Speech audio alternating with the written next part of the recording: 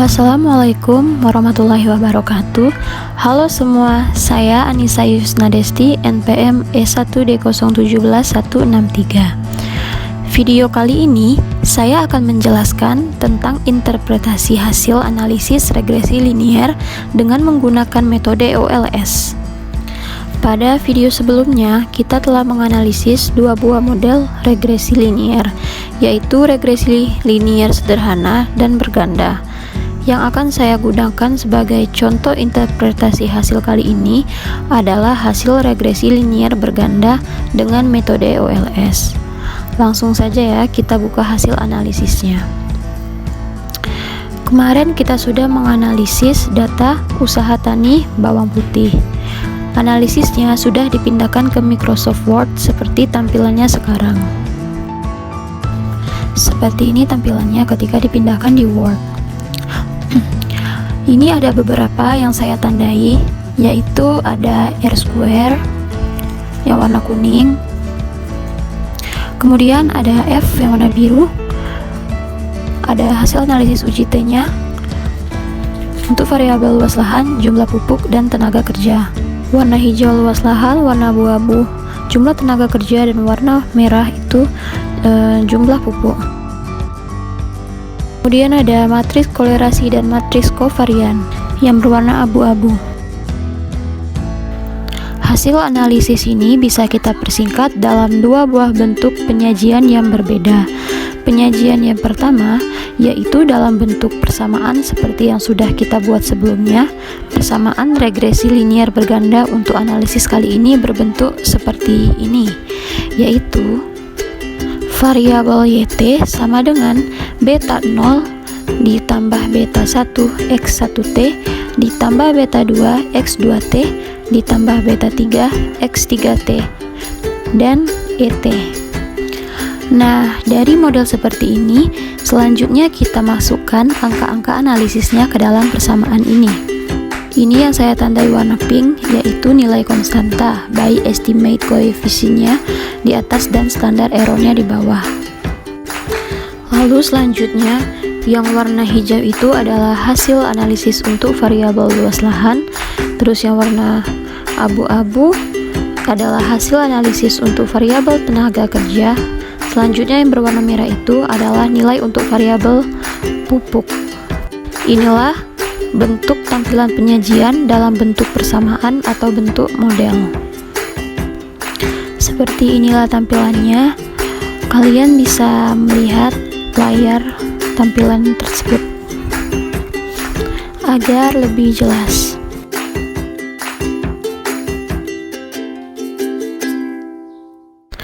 Selanjutnya, kita akan menyajikan hasil analisis tersebut dalam bentuk tabel saji. Kolom pertama itu adalah variabel name, berisikan nama-nama variabel yang kita analisis. Hanya berisi variabel-variabel independennya saja, seperti konstanta, luas lahan, jumlah tenaga kerja, jumlah pupuk, R-square, dan F hitung. Kemudian ada F tabel dan T tabel untuk tambahannya. Kolom kedua berisikan koefisien. Kolom ini berisi angka-angka hasil analisis yang telah kita lakukan. Untuk indikator pertama kita ada nilai R-square. Nilai R-square kita gunakan sebagai indikator ketepatan. Maksudnya nilai R-square kita gunakan untuk mengetahui seberapa tepat model yang kita gunakan untuk menjelaskan hubungan antara variabel independen dan variabel dependennya. Lalu kemudian nilai R-square-nya kita pindahkan ke tabel saji. Nilai ini artinya model yang kita gunakan dapat menjelaskan hubungan antar variabel independen terhadap variabel dependennya sebesar 23,66%. Sisanya, model yang kita gunakan tersebut dipengaruhi oleh variabel-variabel lain yang tidak dimasukkan ke dalam model. Maka dari itu, setiap persamaan atau model analisis selalu diakhiri dengan huruf ET atau error term. Gunanya ET ini sebagai simbol bahwa persamaan yang kita buat memiliki potensi dipengaruhi oleh variabel lain yang tidak dimasukkan ke dalam model. Nah, variabel yang kita masukkan ke dalam model antara lain yaitu X1 sama dengan luas lahan, X2 yaitu jumlah tenaga kerja, X3 jumlah pupuk. Nah, bagaimana pengaruh ketiga variabel X tersebut terhadap variabel Y-nya? Selanjutnya kita melihat di sini ada uji F. Uji F di sini merupakan salah satu bentuk uji statistik yang ada di dalam model ekonometrika. Berbeda dengan uji T yang menganalisis pengaruh masing-masing variabel X terhadap variabel Y atau masing-masing variabel-variabel independen terhadap variabel dependennya. Untuk uji F, kita ingin menganalisis atau ingin mengetahui bagaimana pengaruh variabel X1, variabel X2, dan variabel X3 terhadap variabel Y. Cara pengujian uji F itu sama dengan cara melakukan uji T. Kita menggunakan kriteria pengujian yang sama, yaitu jika F hitung lebih besar daripada F tabel, maka tolak H0 terima H1, atau sebaliknya jika F hitung lebih kecil daripada F tabel, maka terima H0 tolak H1. Untuk nilai uji F-nya yang ini yaitu sebesar 2,687. Untuk uji F-nya, kita cari dulu tabel F-nya seperti yang ada di panduan praktikum yang sudah dikirim. Lalu kita masukkan ke dalam tabelnya F tabel 5%, nilainya 3,35. Selanjutnya sekarang kita lakukan uji F berdasarkan nilai yang kita miliki tadi. Di sini kita memiliki nilai F hitung sebesar 2,687 dibandingkan dengan nilai F tabel sebesar 3,35, maka didapatkan hasil pengujian F hitung lebih kecil dibandingkan F tabel, sehingga terima H0 tolak H1. Selanjutnya kita lakukan uji statistik, yaitu secara parsial atau uji T. Nah, uji T kita ingin mengetahui bagaimana pengaruh dari masing-masing variabel independen terhadap variabel dependennya. Sebagai contoh, kita ambil untuk luas lahan. Di sini luas lahan koefisien regresinya sebesar X1T, yaitu 0,085066 dibagi 0,09235. Sebenarnya kita tidak perlu membagi angka T hitungnya karena sudah ada pada hasil analisis, yaitu sebesar 0,9212. Sekarang kita cari nilai T tabelnya. Kita dapatkan juga dari buku panduan praktikum sebesar T tabel 5%, yaitu nilainya 2,056. Sekarang kita bandingkan nilai T hitung dari variabel luas lahan dengan T tabel 5%. Saya masukkan di sini variabel luas lahan. T hitungnya sebesar 0,09235 dibandingkan dengan T tabel 5%, yaitu sebesar 2,056. Nah, sekarang kita bandingkan yang mana yang paling besar antara T tabel dengan T hitungnya. Yang lebih besar T tabelnya, berarti terima H0 tolak H1. Artinya variabel luas lahan tidak berpengaruh terhadap produksi bawang putih. Selanjutnya, hasil analisis tersebut tidak hanya berhenti pada bagaimana pengaruhnya saja, tetapi kita juga harus menjelaskan seberapa besar pengaruh variabel independen terhadap variabel dependennya. Kita gunakan nilai koefisien regresi. Untuk variabel luas lahan, nilai T hitungnya sebesar 0,9212 dibandingkan dengan nilai T tabel. Nah, T tabelnya ini lebih besar daripada nilai T hitungnya.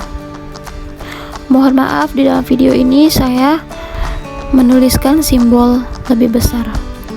Seharusnya simbolnya itu lebih kecil, ya. Nah, karena lebih besar T tabelnya daripada T hitungnya, jadi terima H0 tolak H1. Lalu kita lihat koefisien regresinya, yaitu koefisien regresinya sebesar 0,085066. Artinya, variabel luas lahan tersebut tidak berpengaruh terhadap produksi bawang putih.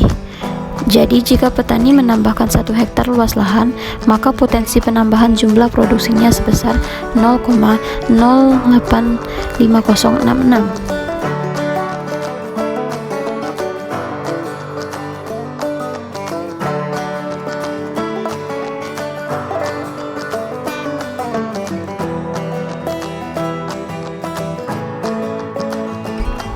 Selanjutnya, kita tulis untuk jumlah tenaga kerja.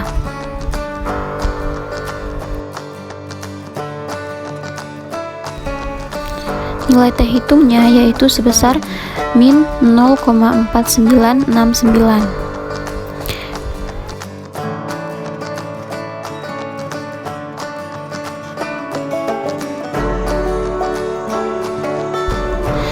Jika kita bandingkan dengan T tabel 5%, ya berarti T hitungnya lebih kecil daripada T tabel, atau nilai T tabelnya lebih besar daripada T hitungnya. Berarti terima H0 tolak H1.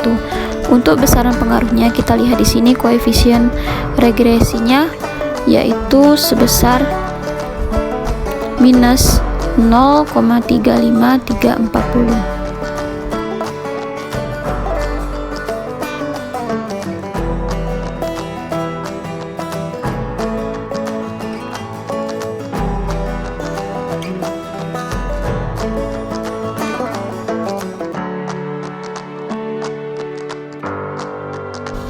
Kita rapikan terlebih dahulu.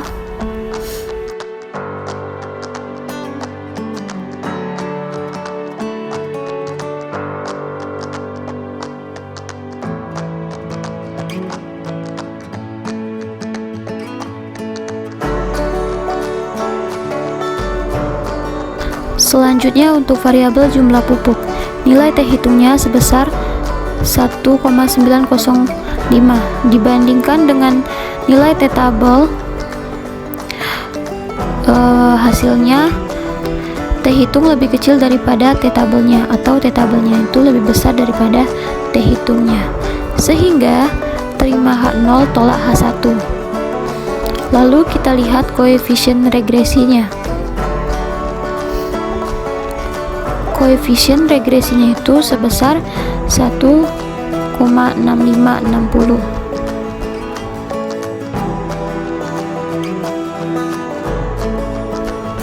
Artinya, jika petani melakukan penambahan jumlah bibit sebanyak 1 kg, maka potensi penambahan jumlah produksi yang diperoleh oleh petani sebesar 1,6560.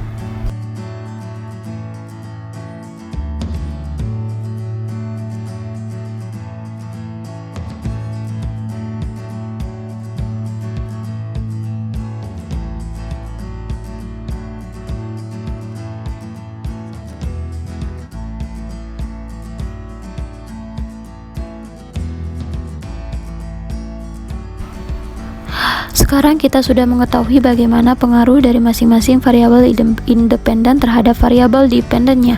Sekarang kita lanjutkan dengan penyajian. Berikut ini adalah hasil penyajian yang sudah saya buat dari hasil analisis tersebut. Kalian bisa melihatnya di tampilan yang sudah saya buat. Itulah tadi penjelasan saya tentang estimasi model regresi linier berganda dengan metode OLS. Mohon maaf jika terdapat banyak kesalahan dalam video saya. Semoga bermanfaat untuk kita semua. Terima kasih. Wassalamualaikum warahmatullahi wabarakatuh.